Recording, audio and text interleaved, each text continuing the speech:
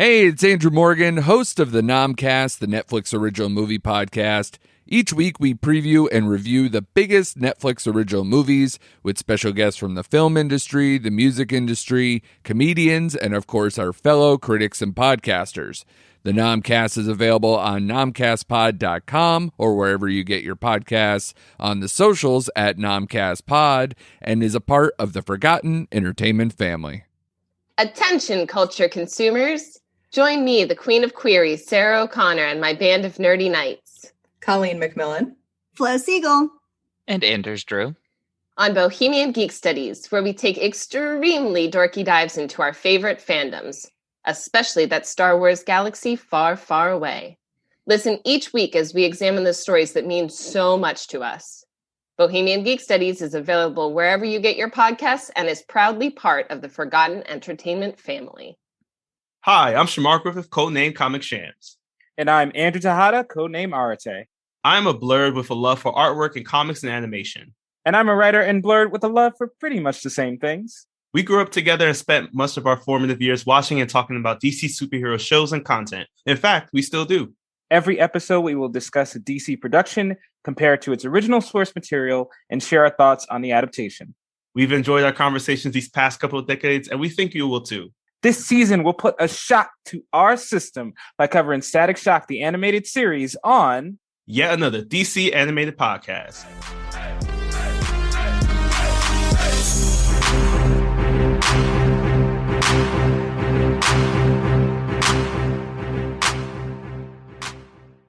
Welcome to yet another episode, yet another DC animated podcast. My name is Shamar Griffith, codename Comic Shams. And I am Andrew Tejada, codename Arate. Andrew and I have known each other since 1996. That was the year Robin Annual Volume 2, Number 5 came out. And what happened in this comic? I'm glad you asked. Because in this weird comic, Robin meets Batman in the future, and they form this new partnership, and it's all good. And she dies at the end of the comic. What? Yeah, I don't know if this Batman is a different Batman. I think I don't know. The story isn't really clear. Is this the Batman from what was it, Dark Knight Returns Batman meeting up with, or is this she had like red hair and like green glasses? I think pretty much. Yeah. Yep. Looking at it right now. Oh no, this is a different version. I can't remember which one that one was, to be honest. This was the one with like yellowish blonde hair. Well, yellowish hair. Yeah. Tris Plover, apparently. Oh yeah. Yeah, she young hero teamed up with Batman and it didn't go so well. But sometimes you can team up with Batman and it goes fairly well, I think. Good save. Yeah, because today we're talking about a team up that went well, even though it started for a rocky start, with Static Season 2 premiere, The Big League. Static is back. He is here with a whole new season for us. And in his first episode out the gate, he's teaming up with the dynamic duo of Batman and Robin, because in Dakota, there seems to be somebody who's running around just laughing at stuff. Yes, and the only one to stop the joke is to get in every Justice League hero. No, it's just Batman and Robin and Static. It's a small stakes. Small stakes. Small stakes. Yeah, but we got our team is here. We got the original of cast of Static coming back. Almost everyone is here. We also have special guests, as we have Kevin Conroy here as Batman, Mark Hamill as the Joker, and Eli Marienthal as Robin. Eli took over as the voice of Robin following Matthew Valencia's run during the New Adventures of Batman series. This takes place pretty much like right after or around the time of that series, of that show. So this is now where we see that Robin is now Tim Drake. Batman has a full-on bat suit that doesn't have any coloring on it in any way, shape, or form, except for just black and gray. And this is also the same series that showed us that Nightwing grew out that mullet. But Static does not get a chance to see the mullet because, again, he's just teaming up with Batman and Robin in this new season 2 premiere called The Big Leagues, which I gotta say, immediately opens up. You can already tell that this is a season change because like the theme song is different. Yes. And two, all the animation is just like much cleaner. Everything has like a little bit more like shadowing and level of detail added onto it, but everyone still is pretty much the same throughout the entire season. Yeah, that animation was as crisp as a McDonald's Sprite. I'm telling you, like it almost hurt seeing it at first, not unlike a McDonald's Sprite. But yeah, this animation took a whole new level up, and you can definitely see the effort and work. Kudos to that animation team for getting the resources, the time, and everything to make it look amazing. We also get like a new opening where we get introduced to a character we're soon going to be introduced to, but we're opening up now to a farmer's market. There's just so much diversity that's happening around here. Honestly, there's like a guy who's selling some food. There's another man who's just like, he looks like your typical, like probably like a bodyguard or like a bouncer at a club. He's selling flowers to a woman. And while all this is happening, one man who is selling blintzes, I don't know what a blintz is, but he immediately gets robbed. Yeah, and he's being robbed by, oh God, people in Dakota can't catch a break. The ferret. Mm-hmm. That's it. He's a supervillain who steals organic produce and has a heightened sense of smell. Those are his powers, essentially. Also, he has the face of a rat, but not what you're thinking, more it's just like he just has the nose and the teeth. Yeah, it's kind of like an anteater kind of face. Yeah. But he's a ferret. It's weird. It's really weird. I'd be pretty angry. If I walked out of the Big Bang and those were my power sets, I'd steal from farmers markets too. It's justified. But ferret somehow he's getting away, and because stealing organic produce can get you a death sentence in Dakota, the entire police force pursues him, and he is able to slip away thanks to a couple of happy, smiley balloons. Yeah, because also in pursuit, we have Static there who's chasing him down, and these balloons start exploding, knocking Static out. He gets thrown into the trash as a random cane pops out from a manhole cover, and it grabs Ferret, dragging him down, and all we see is just like the discarded balloon pieces floating down, one of which we see come up to the screen with a smile on his face. And I will say, like, you hear the laugh and it's like eerily familiar. So like, you know, as DC comic fans, we know who this is. But our next scene, we open up now to, this is like the Bang Baby hideout, where we get a chance to see some of our returning favorites, such as Evil Hot Girl. We have Lightning Blade McGee. We got Francis. I refuse to call him by his street name. I'm telling you right now. We got Francis. And we got newcomer who they say his name in like immediately upon introducing him. But this man has the heaviest Jamaican accent and the coolest Jamaican theme song that I have to call him Biggerfoot. Like I have to, just because he has big feet. Appropriate. I approve. Yeah, this is the who's who of Dakota villains. And leading them all is Joker, who, look, come on, man. He came to the hood to recruit new supervillains. I feel a little offended by this right now. Joker's like, I bet that Dakota place, that looks shadier than Gotham. I'm not going to Freeland. So might as well go to Dakota. And he has gotten himself a nice team, and they're trying to convince Ferret to join up. And Ferret, he's pretty smart. He's like, nah. Mm-hmm. This is crazy. I'm a small-time crook. I'm not a super ferret. And Joker's like, okay, that's cool. That's cool, buddy. By the way, hits him with that laughing gas and sends Ferret back to the surface. Yeah, so now Static is back at home. He's reeling over his loss. Richie is there. The two of them are just listening to the news report. Thanks to Shelley Sandoval, who's once again on the scene, as they learn about Ferret's attack, as well as apparently someone has stolen a fire truck. So they're questioning now who steals a fire truck. And we get the answer to that as Joker and his new crew of Bang Babies are driving up to a bank. They're dressed as firefighters. They're breaking in. The confusion of them being dressed as firefighters gives them enough time to not only steal the cash, but, harm some individuals along the way. So now Static has jumped onto the scene because he's trying to take them all out.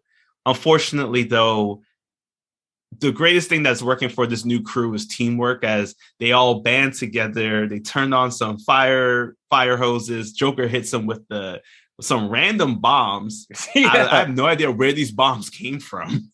Borrowed them from the Goblin, has some extra pumpkin bombs lying around. Yeah, and Joker's like, this is too easy, like defeating Static, and he does make it look easy. And yeah, I also agree. They must have taken a team building seminar before. Some trust balls.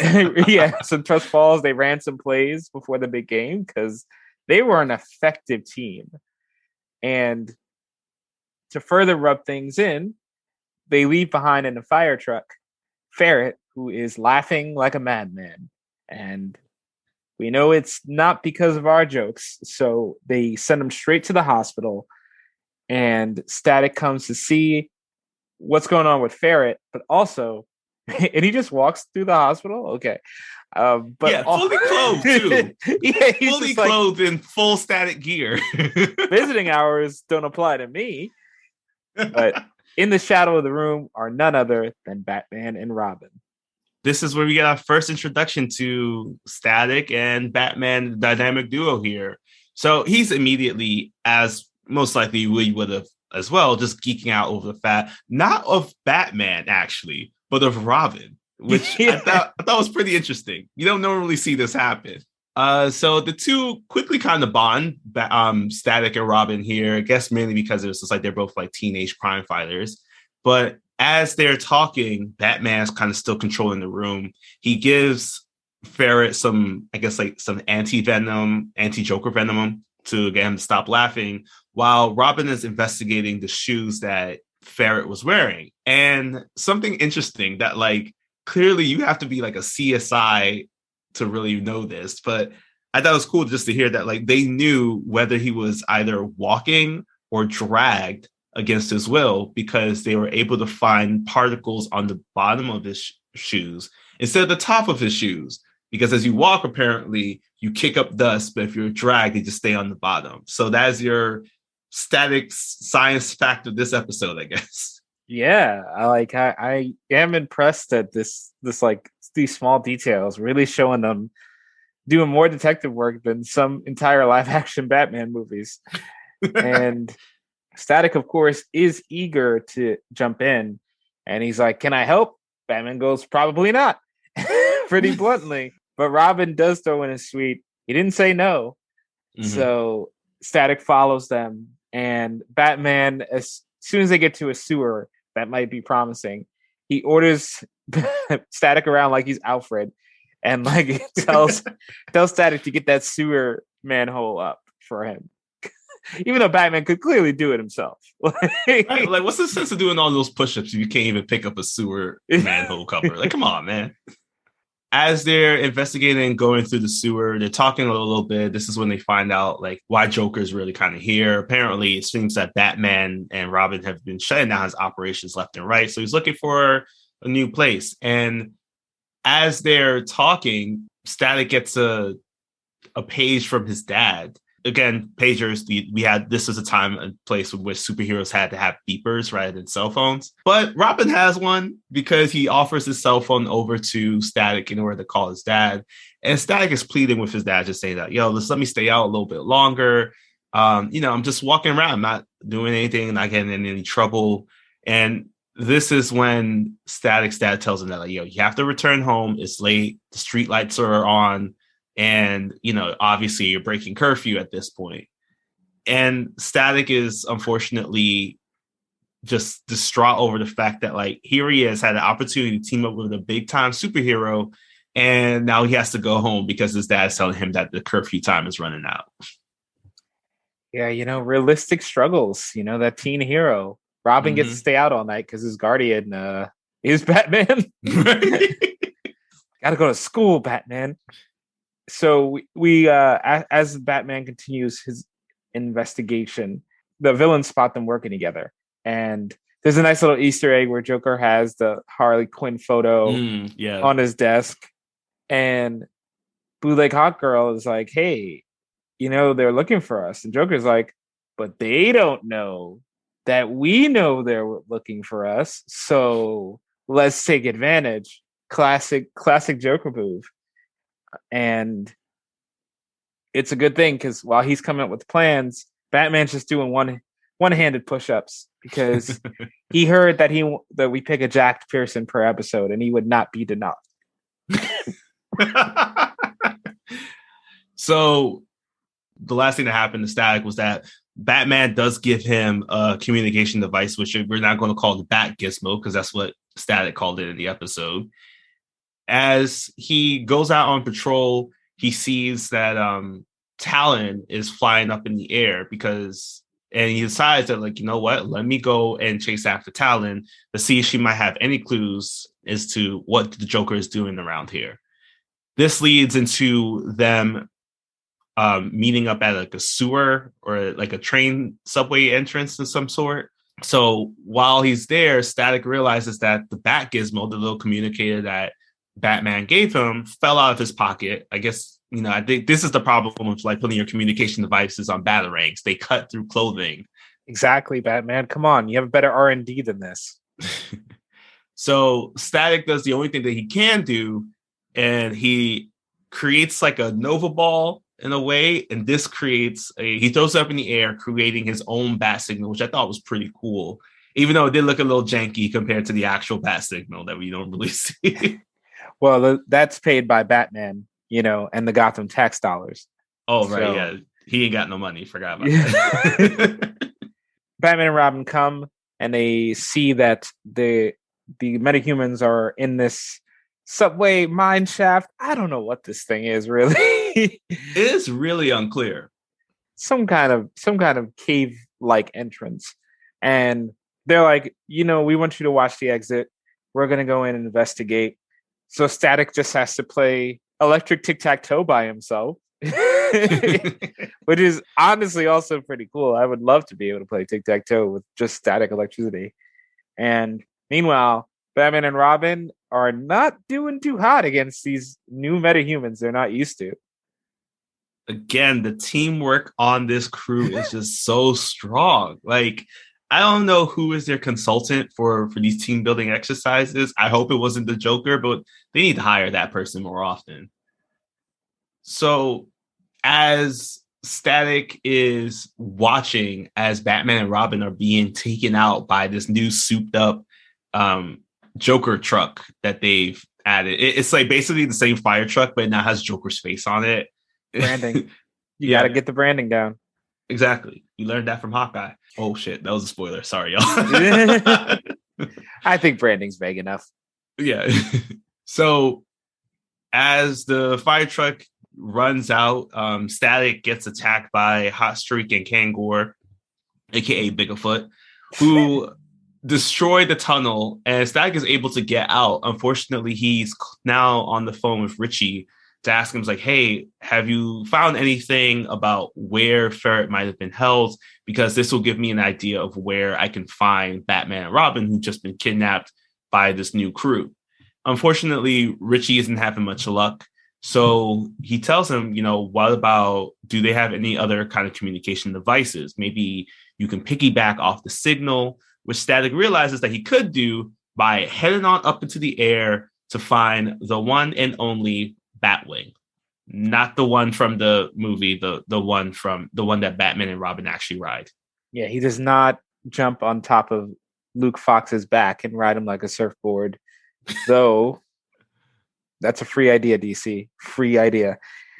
Anyway, he gets into the Batwing, and because he's like 15, he can't drive the thing. He's smart, but he hasn't taken piloting classes. And through a series of mishaps, he realizes it's voice activated, which is real dangerous, Batman, don't you think? Yeah, especially because it just activated. Like, what if Joker found a way to fly up there? Right, it's not coded to a voice. Anybody could have used that and like rained hell on. And what is the gas? How is it being powered? It's hovering in the middle of the air. What is keeping it afloat? Just the willpower of just pure vengeance, I guess. Yeah, I'm gonna investigate Wayne and their connection to fossil fuels, and we're gonna have a conversation, Poison Ivy, because this is not environmentally safe. So again, Static is just having some straight up issues trying to navigate this thing, but Richie does give him the idea to, using the powers of sci-fi knowledge to just figure out that way of maybe locking onto the signal of Batman and Robin. So we cut now to the scene of Joker's hideout. Batman and Robin are chained up against like a pipe within the facility. And that's when Joker reveals that he has truly souped up his Joker truck because it is now able to throw basically spike balls at its intended target, which he uses on the car first to show how devastating of an attack this is, and then tells him that he's going to use it on Batman and Robin, forever putting an end to his ongoing irritation. Yeah, and I love Robin is like, come on, how do you think you're gonna do it this time? Like, for real? Like, how is this different, man? He's too casual. I love it. It's like, I love this Tim Drake Robin. And just as, of course, they're about to meet their doom, Static slides in and saves them. And immediately Batman goes, "What took you so long?" Sir, you were the one that got captured. So rude. Like, you're the one who came to the hood and didn't ask Static how things are around here. So this is on you. Exactly. This leads to a series of a lot of fun one-on-ones. Mm-hmm. And I love Robin taking on Talon and saying, she made a birds of a feather joke, and Robin goes, "I cannot tell you how many times I've heard the bird of a feather joke. I'm sick of it. I'm sick." And, he takes on Talon single-handedly. And meanwhile, Batman, he proves that when you give him prep time for these matches, it's game over for you. Mm-hmm. Also, I want to point out, too, that during the fight that Batman is in, they play the remix version of the Batman theme song that was basically the trap version of the original theme song. And honestly, it was a banger. Yeah. Batman knows how to make an entrance, how to keep it interesting. So Joker tries, after everybody is knocked out, Joker tries to take out Batman using the truck, but obviously a well-timed leap leads to Batman jumping out of the way and Joker crashing into the wall. And as Joker's about to get out, he's pleading with Batman to help save him. Like, his ribs are cracked.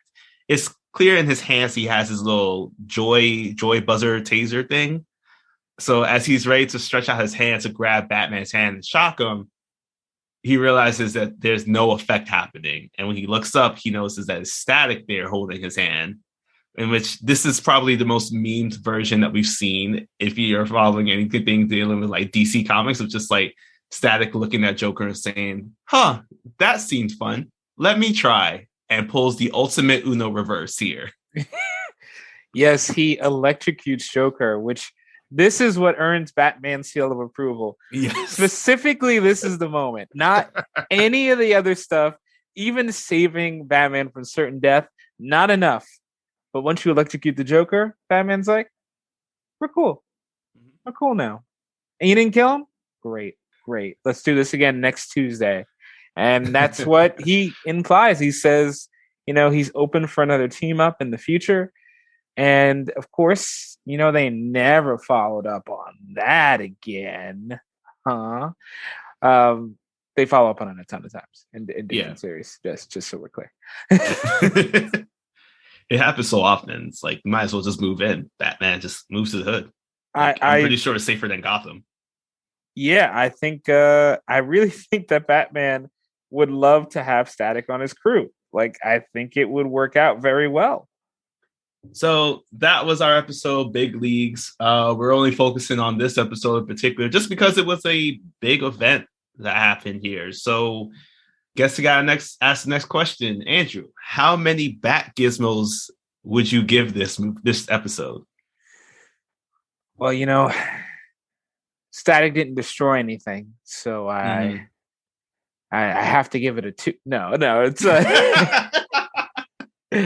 this is a great. I would give it a 7. The story isn't deep. Yeah, no. There's no like crazy motivations, so it's not as complex of an episode as we've seen in the previous season yet. But the animation is crisp. The team up is fun.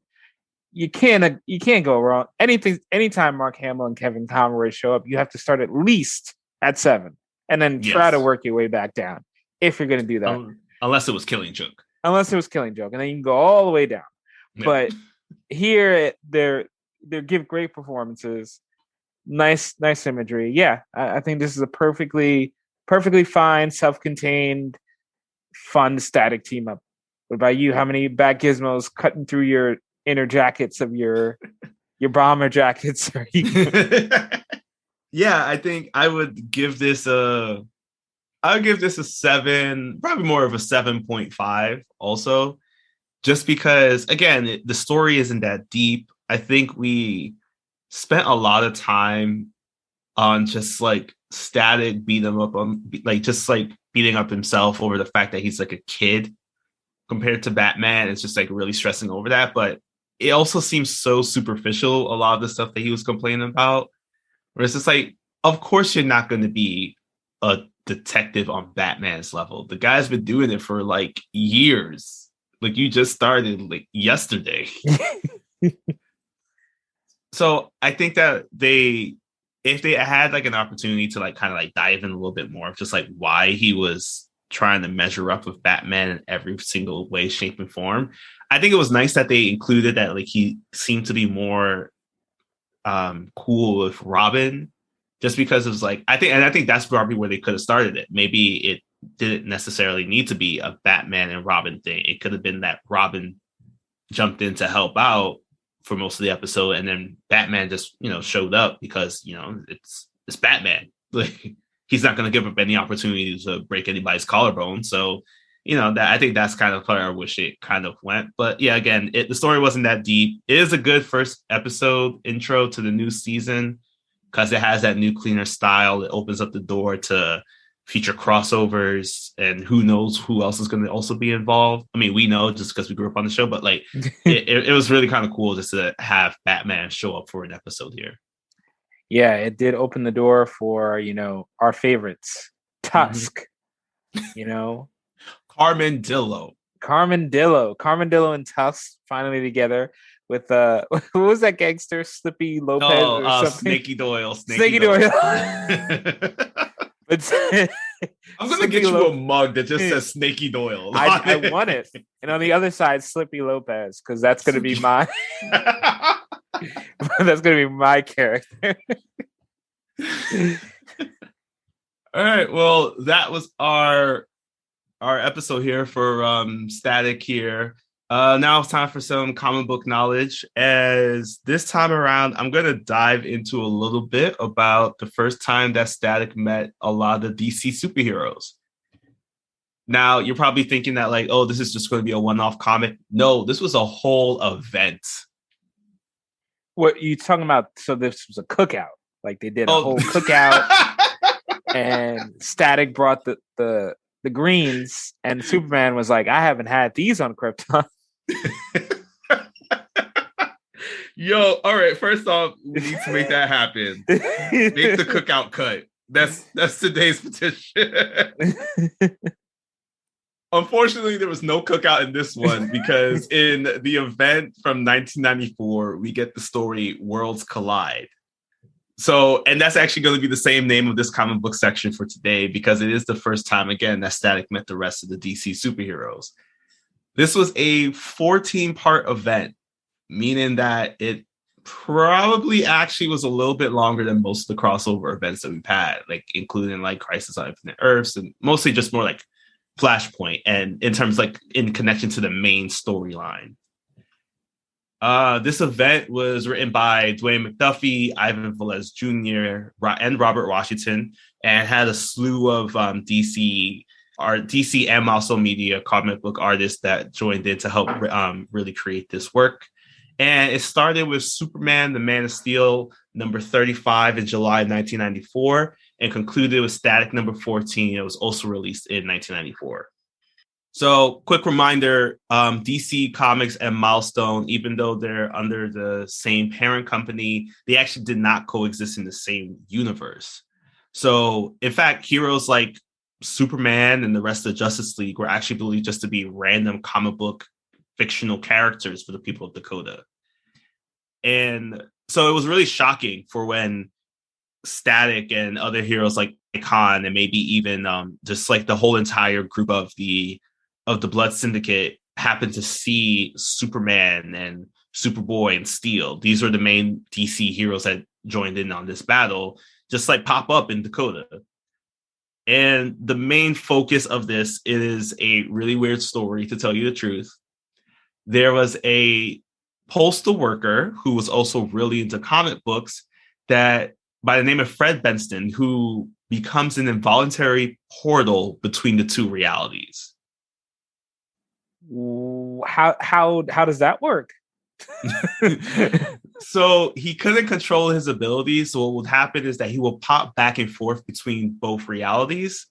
And if you were close enough to him, he was able to actually bring you along with him. So we saw moments in which random superheroes and supervillains would pop over to Dakota if they were in the DC universe. And if anyone was in Milestone, they would pop over to Metropolis, causing a lot of confusion as to where we were, just like how we were all confused while watching Dawn of Justice and didn't know if we were in Metropolis or Gotham. Fair enough. So obviously, because of the ability to hop around different worlds, villains wanted to be able to harness this ability, and because everyone was fighting over it, at least from the villain side, the heroes were actually fighting amongst themselves because they were like basically fighting against each other because they thought that the other person was a villain or an imposter of some sort. Like we saw a big battle between Superman and Icon, who we know is basically Icon is just basically like the brother from another mother for Superman, based off of their stories and everything. His black cousin. Yes. Yeah, this is like what Icon is just like looks at Superman. It's like, this is the cousin we don't really talk about. He's a little he grew out his hair too long. So the villains wanted to be able to harness this power, but of course, comic book writers had to give this ability to someone who was emotionally unstable. So once Fred started to lose control, he turned into this giant being that not only was able to go back and forth between the realities, but also brought them together.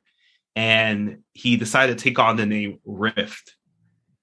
Okay. And if you want to think about what he kind of looks like, remember Blackheart from Marvel vs. Capcom? Oh yeah, I love spamming that guy. I mean, I never played as him. Yeah, he basically kind of looked like him, but more like transparent. So definitely the same kind of outline, but like, in different power sets, but very similar. And, after finally stopped fighting amongst each other, like Static was teamed up with Superboy, and Superboy just spent most of his time trying to hit on Frida. Icon and Superman were battling it out until unfortunately like Superman started fighting against the Blood Syndicate, and Hardware and Steel also teamed up to try to create things. So that was a pretty cool pairing there. They finally teamed up to take down Rift, and they were able to trap him into this like pocket dimension so that his abilities weren't going to be able to be used ever again. And the cool thing about this was that, this is on par with like an event like Crisis, 0 Hour, Final Crisis, anything like that, Flashpoint, where it's just like you would think that at the end of it, no one would remember what happened. That was completely different for this. So this was the first time we really ever had like an intercompany crossover event where at the end of it, not only did majority of the people remember what happened, but it then eventually became canon in the Milestone universe to the point where people were referring to this event in future comics.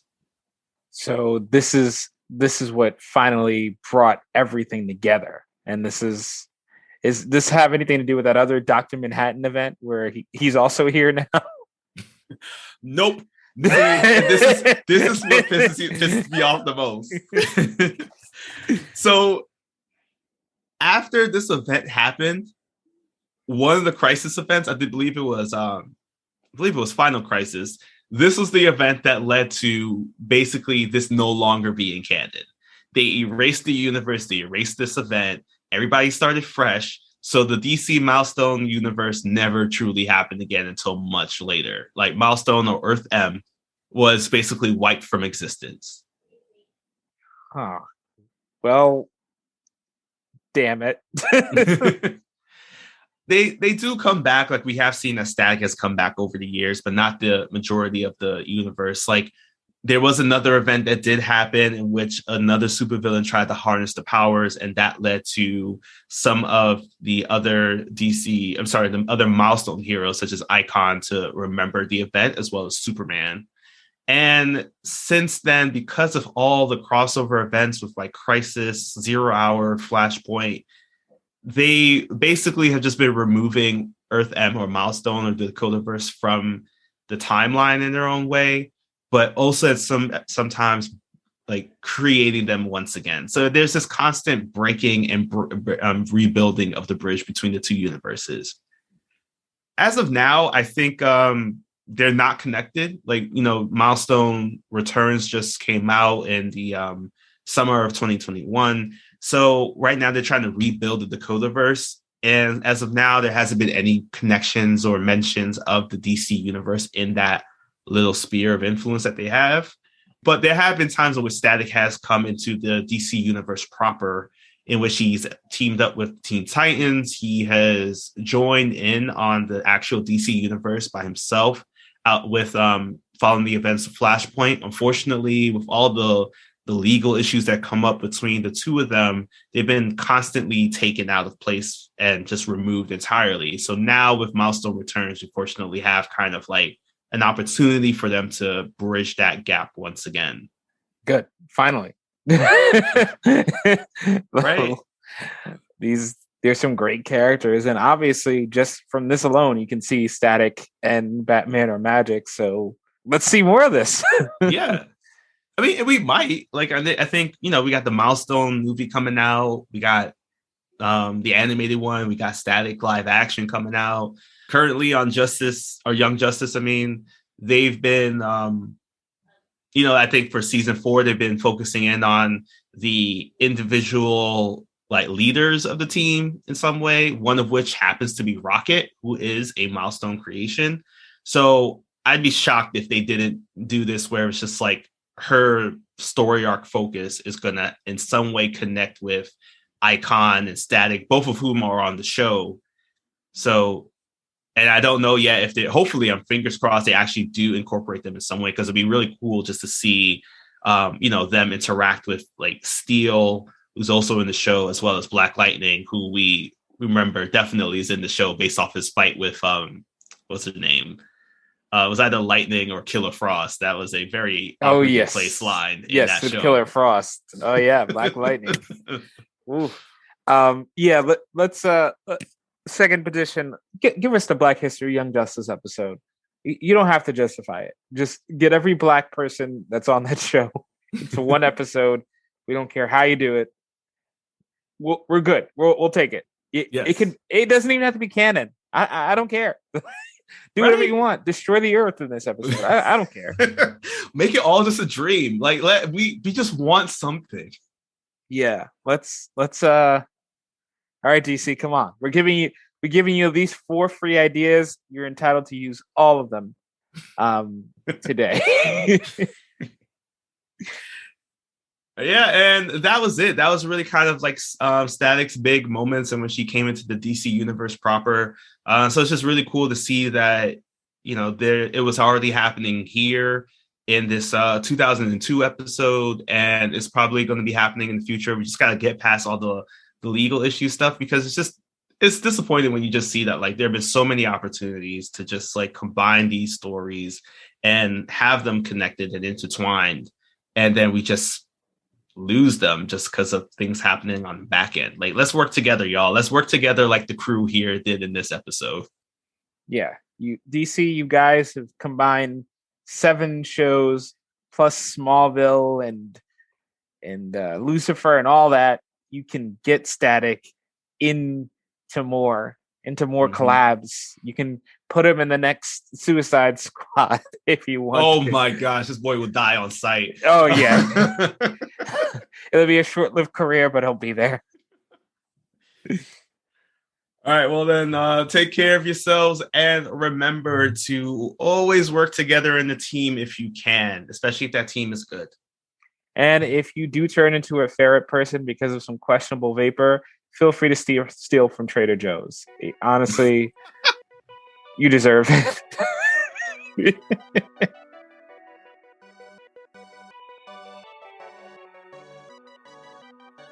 Now that we've finished talking about our DC animated content, here are some recommended readings for you. All these comics and more can be found at your local comic shop, so remember to venture out and support your part of the source wall, and tell them Andrew and Shamar sent you. Today on our list we have Worlds Collide.